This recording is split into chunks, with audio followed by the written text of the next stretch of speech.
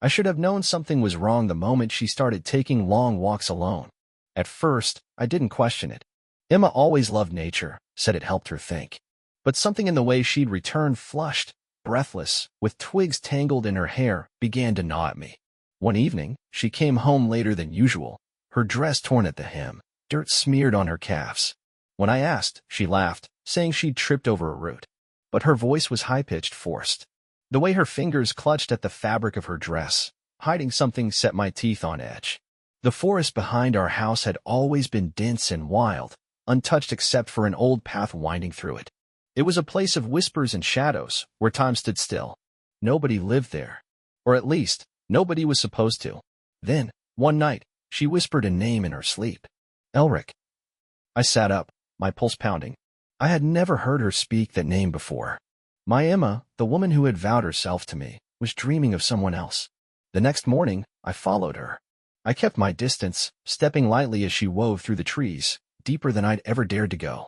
The air thickened, the sunlight barely reaching through the gnarled branches. And then, I saw him. A man, if he could be called that. His skin was the color of bark, his hair wild and tangled with leaves. He moved like an animal, fluid and silent. And Emma, my Emma, stepped into his arms without hesitation. I could hear my own heartbeat in my ears, a deafening drum of betrayal. My fingers dug into the rough bark of the tree I hid behind. I had loved her, devoted my life to her, and she had given herself to a creature of the woods. I turned away before I could see more. But I had seen enough. I walked back home, each step heavier than the last. A storm was rising inside me, darker than the night itself.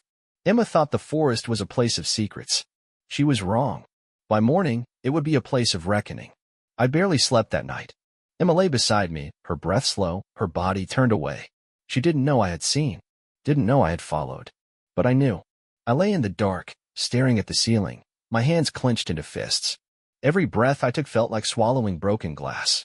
My wife, my Emma, she had given herself to something that wasn't even fully human. And yet, I said nothing. The next morning, I watched her move around the kitchen as if nothing had changed.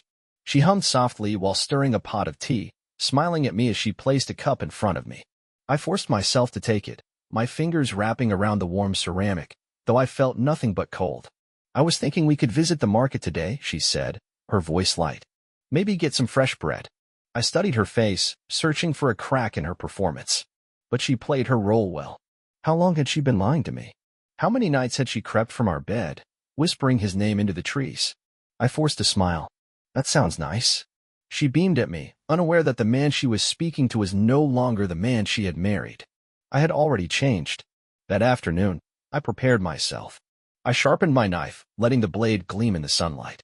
I wasn't sure what disturbed me more, the thought of her betrayal, or the fact that she had chosen something so unnatural. This wasn't just infidelity. This was something worse. That night, I pretended to sleep. I listened to the rustle of the sheets, the soft creak of the wooden floor as she slipped out of bed. My pulse remained steady as she tiptoed toward the door, pausing only once before stepping out into the night. I counted to 10. Then, I followed. The air was thick with the scent of damp earth and moss. The moon was high, casting silver light over the twisting branches. I stayed far enough behind that she wouldn't hear me, my feet careful over the roots and leaves. She moved with purpose, as if drawn by an invisible thread. And then, I saw him again. Elric. He stood in the clearing, his bare chest streaked with dirt, his strange, inhuman eyes glowing in the moonlight. He reached for her, and she went willingly, pressing her body against his as he buried his face into her neck. A growl curled in my throat. I had seen enough. This was no mere dalliance.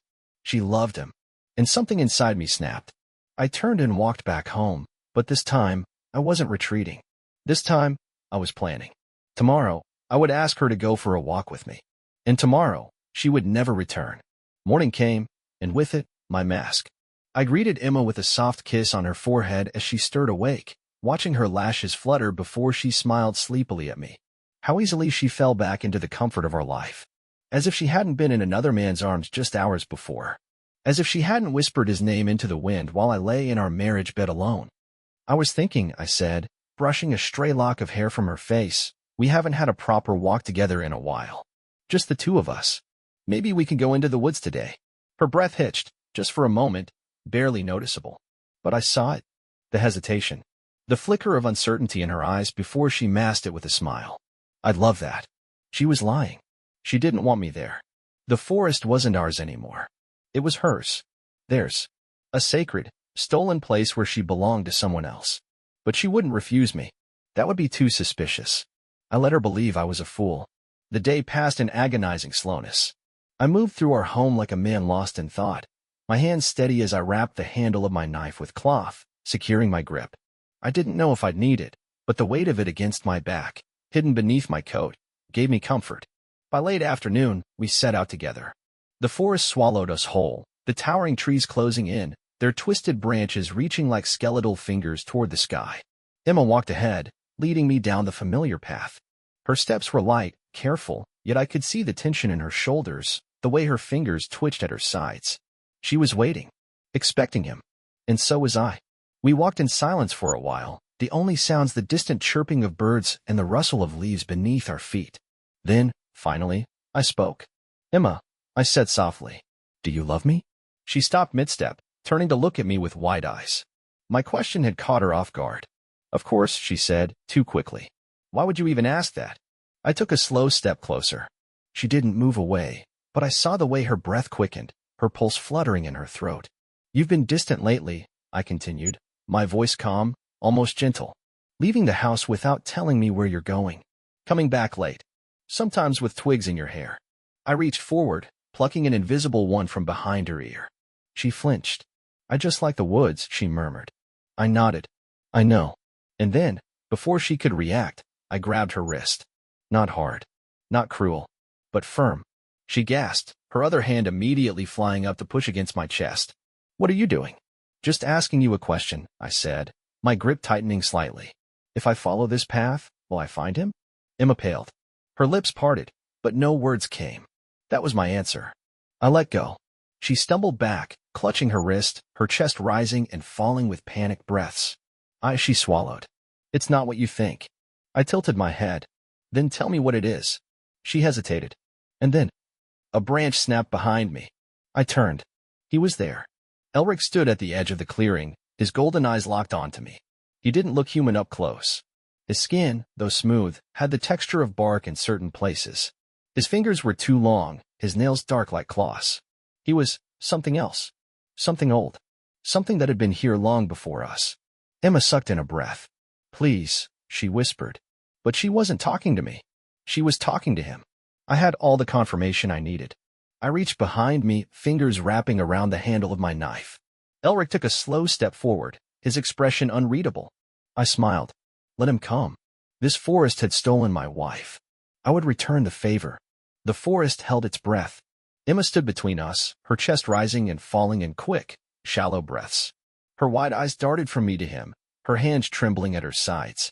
She looked like she wanted to speak, to stop whatever was about to happen. But there was nothing left to say. Elric did not move at first. He simply stood there, watching me with those strange, golden eyes, his presence an unnatural thing against the backdrop of trees and shifting shadows. His bare feet were rooted into the earth, his limbs too still, unnervingly still, as if he were not a man but a statue carved from the very wood surrounding us. I tightened my grip around the knife hidden behind my back. So, I murmured, my voice carrying in the silence. You're the one. Elric blinked slowly, tilting his head in a way that was almost curious. His lips parted, and when he spoke, his voice was low, rich, like the wind weaving through ancient branches. She came to me, he said simply. I did not take her. Emma flinched at his words, but she did not deny them. Something hot and ugly clawed its way up my throat. I exhaled sharply, forcing a smile. That's what you tell yourself, is it? That she wasn't yours to take, yet she belongs to you now. Elric did not answer. He only watched, calm and unshaken. Emma took a step forward, her hands outstretched. Please, she whispered, her voice breaking. Please, just stop this. Let's go home. We can talk. Talk? I let out a hollow laugh. You want to talk now? She swallowed hard, her fingers twitching. I held up a hand, cutting her off. Tell me, Emma. I turned toward her, my voice soft but laced with something sharp beneath. If I hadn't followed you, would you have ever told me? Tears welled in her eyes, but I wasn't interested in her tears. I wanted her answer. She hesitated, and that was all I needed. A slow, chilling numbness settled into my bones. The woman I had loved, the woman I had built a life with, had already made her choice. And I was the fool left behind. My fingers flexed around the knife's handle, its weight familiar, steady. I had brought it with the intention of confronting her. To scare her, maybe. To show her that I wasn't weak. But now, standing here, face to face with the creature that had taken her from me, something inside me shifted. This was no longer about a wife's betrayal. This was about something older. Something primal. You don't belong here, I said, turning back to Elric. His golden eyes flickered. And yet, I have always been here. Something in his voice made my skin crawl. He took a single step forward, the ground beneath him softening like soil welcoming its master home. I could hear the shift of roots beneath our feet, the trees whispering in the windless air. The forest was alive around him, responding to him. I clenched my jaw. This wasn't just some man. This was something else. Emma knew it, and she had still chosen him. My pulse pounded in my ears, my breath steady but deep. I had never been a violent man, never been someone who acted on impulse. But standing there, staring into the unnatural stillness of Elric's gaze, something inside me snapped. I lunged. The knife slashed through the air, its silver blade gleaming in the slant of dying sunlight. I aimed for his chest, for the heart, if he even had one. But before the blade could find its mark, something wrapped around my wrist, strong and unyielding. Vines. They burst from the ground like living chains, curling around my arm, my legs, my torso. Tightening. Squeezing. I gasped as my knees buckled, my body wrenched backward. The knife slipped from my grasp, falling uselessly to the forest floor. Emma screamed. No. Elric, stop. But he did not stop. The vines twisted around me, lifting me inches off the ground. My limbs stretched out as if the forest itself had claimed me. I thrashed, trying to fight against the impossible strength, but the more I struggled, the tighter they wound. I turned my head, my teeth clenched. Let me go, you coward. Fight me like a man. Elric stepped closer, his expression unreadable. I am not a man, he said. And I knew then, without a shadow of a doubt, that he was right. Emma rushed forward, grabbing at the vines, trying to pry them loose. Please, she sobbed, looking up at him. Don't hurt him. His eyes flickered to hers, and something in his gaze softened. The vines loosened, just slightly, but they did not release me. Elric, she whispered. Please. A long silence passed between them. Then, at last, he sighed. Slowly, the vines unraveled, slithering back into the earth like obedient serpents. I collapsed onto the ground, coughing, dragging in sharp gulps of air. My limbs ached, my pride burned, but I was alive. I clenched my fist against the damp earth, my entire body shaking with rage. I wanted to kill him. I wanted to rip him apart with my bare hands. But I couldn't. Not here. Not now. Elric looked down at me, his golden eyes unreadable. Leave, he said. The single word sent a cold shiver down my spine. Emma turned to me, her face streaked with tears. Please, she whispered. Just go. I stared at her. The woman I had once called my wife. She wasn't mine anymore. Without a word, I pushed myself to my feet, brushing off the dirt. My body ached, my heart heavier than it had ever been. But I wasn't broken. Not yet. I met Elric's gaze one final time, my expression cold and unreadable. This isn't over. And with that, I turned and walked away. The forest remained silent as I left, the weight of its ancient presence pressing against my back. But I did not look back. Because I wasn't leaving forever. No. I was only preparing for my return. And when I came back, I would not come alone. The walk back home felt longer than ever. My legs were heavy, my body still aching from the vines that had held me in place like a sacrifice waiting for slaughter. But the pain in my muscles was nothing compared to the fire burning in my chest. She had chosen him. Emma had chosen that thing. Even as I walked, I could still hear his voice in my head. I am not a man. No, he wasn't. He was something else, something the forest had kept hidden for God knows how long. Something that had taken root in my wife's heart, in her body. I clenched my fists so hard my nails bit into my palms. This wasn't just betrayal. This wasn't just another man stealing what was mine. This was something unnatural. Something wrong.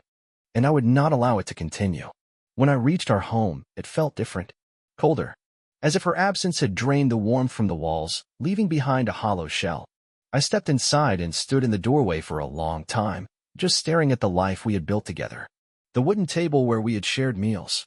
The couch where she had curled up in my arms on winter nights. The pictures hanging on the walls, mocking me with the smiles of a woman who no longer existed. A bitter laugh escaped my lips. Had it all been a lie? Had she been slipping away for longer than I had realized? I stepped toward the bedroom, my movement slow and deliberate. Her scent was still in the air, faint, but there, a ghost of her presence. The bed was unmade, the sheets wrinkled from the nights she had spent beside me. And yet, now I knew, her heart had already left long before her body did. My gaze drifted to the dresser, to the small wooden box where she kept her jewelry. I opened it with steady fingers, my breath shallow as I sifted through the contents. Among the rings and delicate chains, something caught my eye. A small bundle of dried leaves. I picked them up carefully, holding them between my fingers. They were unlike anything I had seen before, deep green, almost black, their veins glowing faintly under the dim light. They smelled of damp earth and something else, something old. My stomach twisted. This wasn't normal. This wasn't hers. This belonged to him. I dropped the leaves as if they burned and stepped away, my pulse hammering against my ribs. She had brought a piece of him into my home, into our home, and I had been blind to it. A slow, cold rage settled into my bones. I turned away from the bedroom, my mind sharpening like the edge of a blade. There was no place for grief now. No room for sorrow or questions of why. There was only one thing left to do. Destroy him. The next morning, I set out with a plan. I wasn't a fool. Charging back into the forest unprepared would be suicide. That thing Elric wasn't human. He wasn't bound by the same rules, the same limits that men were. I had seen it myself, but he could be hurt. When I had lunged at him with my knife, he had called upon the forest to protect him. That meant he wasn't invincible. He feared harm, which meant he could bleed. And if something could bleed, it could die. I needed knowledge. Answers. And I knew exactly where to find them. The town's oldest resident, Samuel Harker, had lived on the outskirts for nearly 80 years. People called him mad, said he spent too much time speaking to spirits that didn't exist. But I had heard the stories. The old man knew things that others had chosen to forget. If anyone knew what Elric was, it would be him. I found him sitting on his porch, a pipe resting between his lips, his eyes hazy with age but sharp as they flicked toward me. "Didn't think I'd be seeing you, boy," he said, exhaling a thin stream of smoke. "Not unless you finally got tired of living easy." I stepped forward, my fist clenched at my sides. "I need to know about the forest." Samuel raised an eyebrow. "The forest? Or what lives in it?" My silence was answer enough. The old man sighed, setting his pipe down on the railing. "You saw him, didn't you?" "Elric," I said, the name bitter on my tongue. Samuel flinched. "Not much, but enough. So that's the name he's using now." He shook his head. "Foolish thing, naming himself. Makes him weaker." I frowned. "Weaker?" Samuel leaned back in his chair, watching me with tired eyes. "You don't know what you're dealing with, boy. He ain't just some spirit. He's old, older than this town, older than the trees themselves. The forest made him, and in return, he serves it." My jaw tightened. "What does he want?" The old man sighed, rubbing a hand over his stubbled jaw. "He don't want much, truth be told. Just devotion. Worship. A body to hold, a soul to tether him to this world." His gaze darkened. "And if your wife gave herself to him willingly, then she's already lost." A cold shiver ran down my spine. No, I refused to believe that. I took a slow, steady breath. "How do I kill him?" Samuel chuckled, low and dry. "Ah, now there's the real question." He paused, his fingers tapping against the armrest. "You can't kill him like a man. Blade won't do much unless it's his own, something from the forest, something that's part of him. Wood, bone, stone, all tied to his being." I swallowed hard. "And where do I find something like that?" Samuel met my gaze. "From the place he was born." The meaning settled in instantly. I had to go deeper. Deeper than I had ever gone before. Into the heart of his domain. The place where he had risen. Where he was strongest. Where he could die. The old man studied me for a long moment before shaking his head. "You're walking into your grave, boy." I turned away, already set on my path. If I don't, I'm already dead. That night, as the moon rose high, and the wind whispered secrets through the trees, I stood at the forest's edge once more. The darkness beckoned, and I stepped forward, not as a broken man, not as a husband betrayed, but as something else entirely. A hunter, a reckoning. And when I emerged from those trees, I swore I would not return alone. I would bring his bones with me. The night swallowed me whole as I stepped past the tree line, deeper than I had ever dared before. The air was thick, humid, clinging to my skin like unseen fingers, whispering to me in voices I could not understand. The trees loomed taller here, their gnarled roots twisting out of the earth like the bones of some long-dead giant. The further I went, the more unnatural it became. There were no signs of life, no birds, no insects, not even the distant rustling of small animals darting through the underbrush. It was as if the forest itself was holding its breath, waiting, watching. I gripped the wooden dagger Samuel had given me, carved from the heart of a tree he claimed was older than the town itself. He had pressed it into my hand with a warning, his voice low and grave. If you hesitate, even for a second, you're lost. Don't give him time to speak. Don't listen to his words. Just strike. I had nodded, the weight of his words settling deep into my bones. I had no illusions about what I was walking into. I was stepping into the home of something ancient, something that had taken my wife from me, something that had made a mockery of my life. But I was not afraid. No, fear had long since burned away, leaving only cold, sharpened rage. The path twisted, narrowing as the trees pressed closer together, their branches entwining overhead like skeletal fingers locking me into a prison of shadows.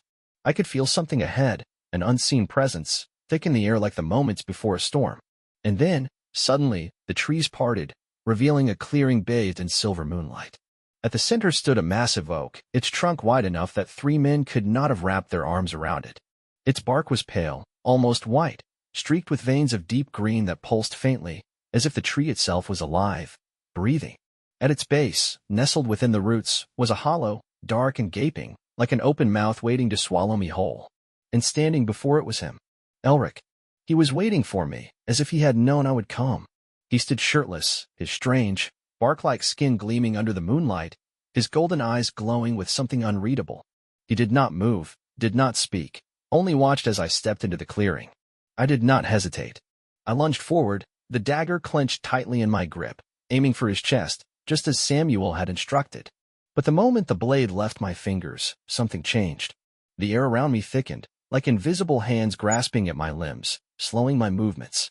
Vines erupted from the earth, coiling around my ankles, my wrists, yanking me backward just as the dagger should have found its mark.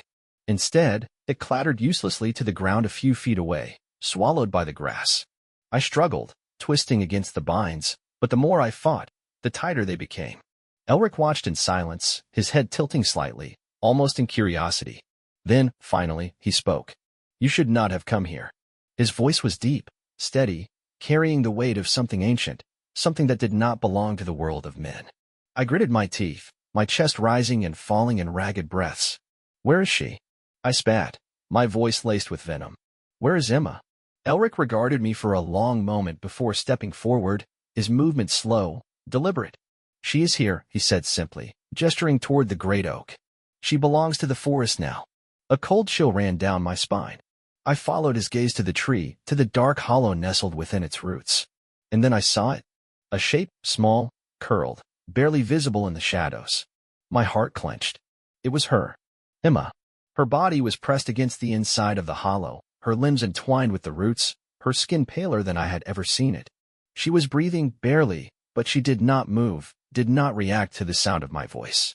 It was as if the tree had consumed her, swallowed her whole, and was now keeping her alive on its own terms.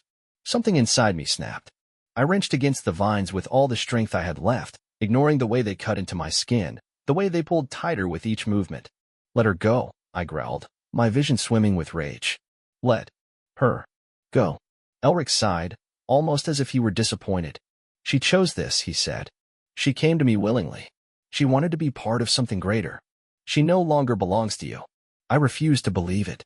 You're lying, I hissed. You did something to her. You took her. His golden eyes flickered, and for the first time, I saw something in them. Pity. I only give what is asked of me, he murmured. She was lost. She was searching. She found me. My body trembled with fury. She was mine, I snarled. Elric shook his head. No, she was never yours. She was always searching for something beyond you, something you could never give her. And now she has found it. I stared at him, at the impossible creature standing before me, at the woman who had once been my wife now cradled within the arms of a living tree. This was madness. All of it. A nightmare I could not wake from. But I was not going to lose. I took a slow, shuddering breath, forcing myself to think. I couldn't overpower him. I couldn't match his strength. But he was tied to this forest, tied to its rules. And Samuel had told me, Names have power. My gaze flicked to the dagger still lying in the grass, just out of reach. I didn't need to stab him. I needed to bind him. Steeling myself, I fixed my eyes on his, letting my voice drop to a whisper. Elric! His entire body stiffened. The golden glow in his eyes dimmed, his fingers twitching at his sides. I said it again, louder this time. Elric! The vines around me loosened just slightly. He was weaker when called by name. Summoning every last ounce of strength I had left, I threw my body forward, lunging for the dagger. The moment my fingers wrapped around the hilt, I turned and drove it downward, not into him, but into the roots of the great oak. A scream tore through the clearing, not from Elric, but from the forest itself. The trees shuddered, the earth trembling beneath me as the dagger sank deep into the wood. The roots recoiled, uncoiling from Emma's limbs, releasing their hold on her. Her body sagged, falling forward onto the grass. Elric stumbled, his face twisting in something like pain. He staggered backward, his once solid form flickering, shifting like mist caught in the wind. I scrambled toward Emma, gathering her in my arms, my hands shaking. Her skin was cold, her breath shallow, but she was alive. Elric lifted his gaze to mine, his golden eyes burning with something unreadable. You do not understand what you have done. But I didn't care. I had my wife. And now, I was going to burn this forest to the ground. Emma was limp in my arms, her breath so faint I could barely feel it against my neck. I held her tightly, my pulse pounding like war drums in my ears. The dagger still quivered where I had driven it into the ancient roots of the oak, and the forest trembled with rage. The trees groaned as if alive, their branches twisting unnaturally overhead. The very ground beneath us pulsed, a heartbeat of something old and furious. Elric remained where he stood, though his form flickered, shifting between something human and something less. His golden eyes, once so steady, now burned with something wild. You have made a mistake, he whispered, and the wind carried his voice like a hiss through the leaves. The forest does not forgive. I ignored him. I had no time for his warnings, no patience for his riddles. I pulled Emma closer, pressing my fingers against the side of her throat. A pulse. Weak, but still there. She was alive, but for how long? I had no idea what the forest had done to her, what Elric had turned her into. But she was still breathing, and that was all that mattered. I needed to get her out. Now, with a grunt, I pushed myself to my feet, lifting Emma with me. My legs screamed in protest, my body aching from the vines that had held me captive, but I forced myself to move. The forest would not let us go easily. I knew that now. The moment I turned toward the path leading home, the trees shifted. Roots slithered like snakes, rising from the ground to block my way. The shadows deepened, swallowing the light of the moon. The air grew thick, heavy, as if I had stepped into a place where the laws of nature no longer applied. I took a step forward, then another, Emma's weight pressing against me. The forest moved in response, twisting the path before me, closing in. The way I had come was gone. There was only darkness ahead, shifting and uncertain. Behind me, Elric watched in silence. The forest does not let go, he said. You may have taken her from me, but it will take something from you in return. I turned to face him, my grip tightening around Emma. You already took everything from me. Elric tilted his head, his golden gaze unreadable. Not yet. Then the forest attacked. The branches above groaned and snapped, sharp as spears as they rained down toward me. I lunged sideways, barely avoiding the jagged wood that impaled the ground where I had just stood. The roots beneath my feet trembled, twisting and writhing, trying to ensnare me again. I ran. I ran blindly, without direction, clutching Emma to my chest as the forest raged around me. The trees blurred together, their twisted trunks reaching out like skeletal hands, clawing at my clothes, my skin. The air itself thickened, each breath like dragging in fog and soil. The darkness shifted, forming shapes, faces in the bark, whispering in tongues I could not understand. I stumbled, nearly falling as a root caught my foot, but I kept going. There was no choice. I could feel it. The forest was trying to keep us here, trying to claim us both. A path opened suddenly ahead of me, winding and narrow, barely visible in the gloom. I didn't question it. I took it. The voices rose behind me, the trees groaning in protest as I moved further from the clearing, further from Elric. The earth shook, as if something massive was shifting beneath it, restless, angry. Then, without warning, the forest fell silent. The wind stopped. The whispers ceased. The shadows held still. And ahead of me, at the very edge of the trees, I saw light. The exit. I pushed forward, my body screaming, Emma still unmoving in my arms. The moment I crossed the threshold, stepping onto the soft grass beyond the trees, I collapsed to my knees. The air was different here, lighter, real. The weight of the forest was gone. I turned back.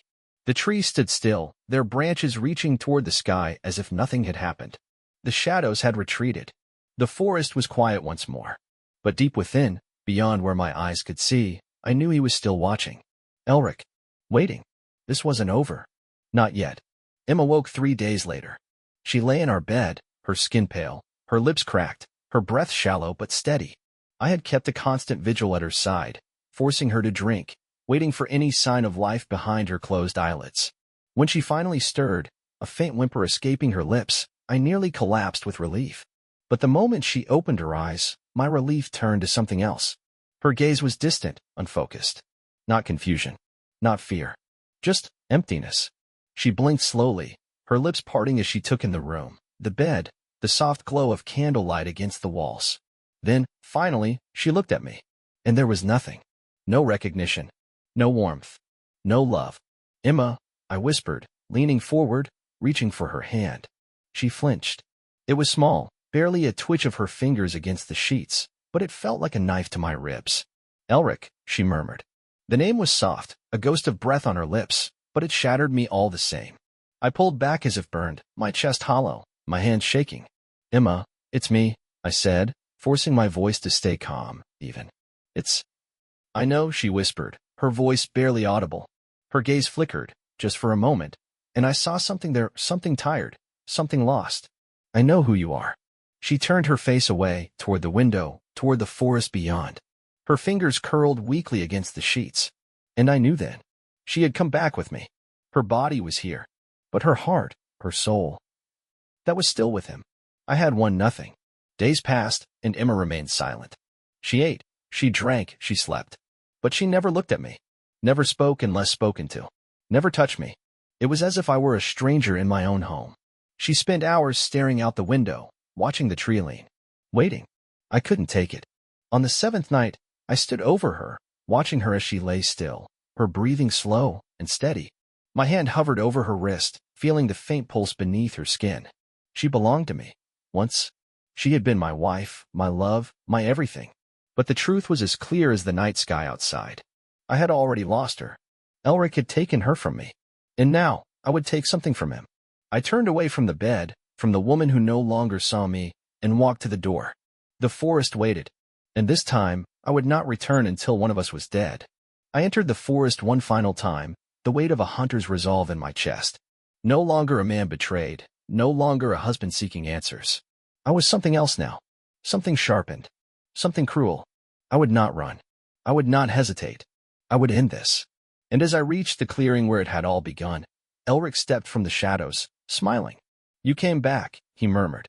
And I smiled back. Of course I did. Then I struck. And the forest burned.